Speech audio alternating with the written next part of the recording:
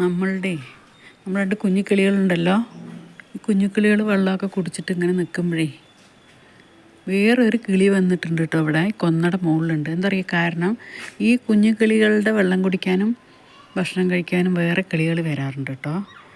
അപ്പം ഞാൻ എന്ത് ചെയ്തിട്ടുണ്ടെന്നറിയോ,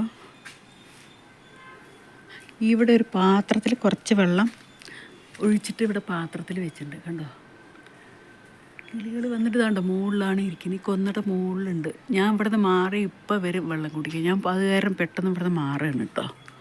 നമ്മുടെ കിളികൾ കണ്ടോ, പിന്നെ അവിടെ വെള്ളമുണ്ട്.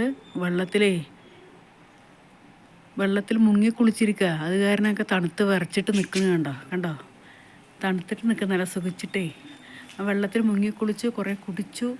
ഒക്കെ നല്ല സുഖമാണ് കണ്ടോ നിൽക്കാൻ. കണ്ടോ പോണ്. സന്തോഷമായി കുളിച്ചപ്പോൾ.